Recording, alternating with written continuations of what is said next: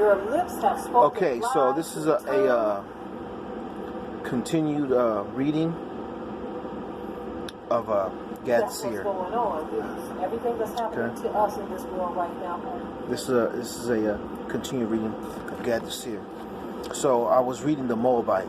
Okay, when the feast of Passover came on the 15th of the first month, a Moabite shepherd came to David and talked with him, saying, "My lord, the king, you have known that I, your servant, have been loyal to Israel from my youth.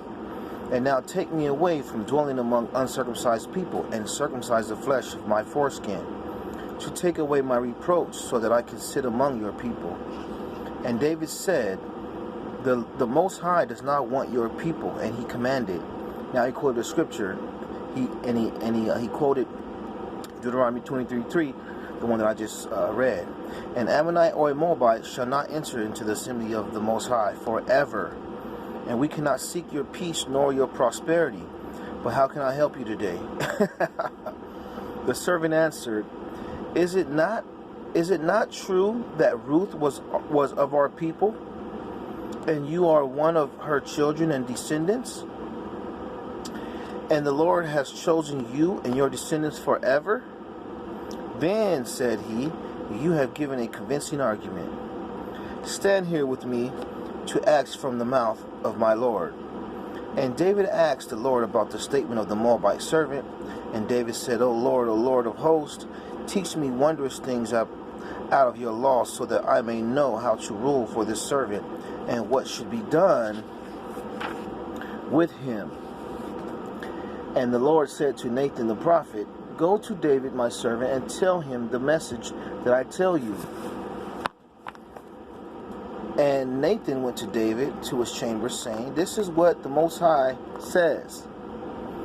I have heard your prayer, so tell the Moabite, you are a Moabite man, not a Moabite woman. For I never said a Moabite woman and Ammonite woman, because their women and daughters belong to the Lord. However, you are cursed by the Lord and are forbidden to enter into the Most High's assembly. When the Moabite heard the message of the Lord, he cried out and exclaimed, I am forbidden from entering the assembly of the Lord? And the king took him and appointed him a shepherd among David's shepherds, and he was there until the 3rd year of the reign of the king Solomon. Then he died. So that's telling you that the Most High, David had a Moabite servant. He was helping him, and he appointed him in a high stature, above, all the other shepherds. But when that man tried to come into the assembly, David said, Nah, buddy, you can't come in. The Most High said, you can't come in forever. So dude is like, hey, what about Ruth? What about Ruth? She was our people. And the Most High said, hey, that was a woman. You are a man. We don't need your seed. You have a seed. You can't come into our congregation and mix your seed. The woman, we put our seed in that woman, and then that woman, and then that child mixes with another Israelite, and then that's how the seed keeps going. All right? Check this out. The Hebrew words for Moabite and Ammonite are masculine. Women become a part of whatever tribe or clan they marry into. This is why Ruth became an Israelite when she married Boaz. And this is exactly why a male Moabite, even a God-fearer, could not become an Israelite citizen. Notice, the Moabite with his family was accepted in Israel, and they lived out their lives there. His daughter, Sephora, was so loved that she became Solomon's concubine, then was elevated to the position of chief concubine, which would be a wife. If she was his favorite, maybe she is the one who he referred to in the Song of Solomon. So there you go.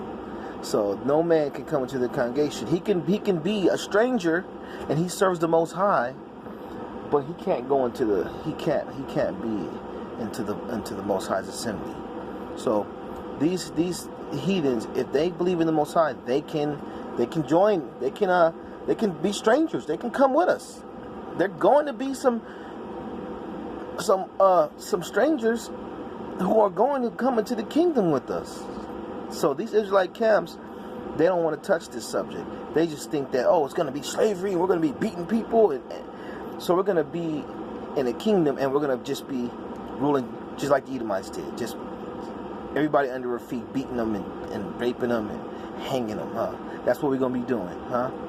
So this is why I don't really deal with these Israelite camps anymore. I watch them for pure entertainment. The only Israelite camp that I actually watch that I think is good is Israel Lamp of Fire. There's one brother on there. He good. I don't know his name, but he's good, man. He drops scripture. The only stumbling block I see is that they preach that 12 tribe chart. That 12 tribe chart is a curse, man. That 12 tribe chart, man, they can't get rid of that. You know, so that's their thing. I see them do it. So, but other than that, I don't watch these camps unless they're like pure entertainment, you know, to get a laugh out of it, you know, or to get a kick. But really, those camps are like really messing us up. So, Shabbat Shalom, family. I want to say all praises to the Most High, our Elohim, Yahuwah, Yahuwah.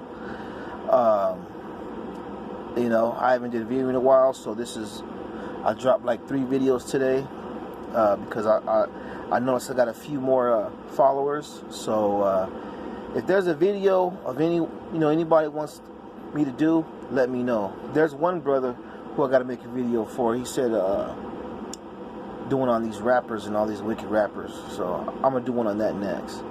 Okay? Shalom, shalom, shalom.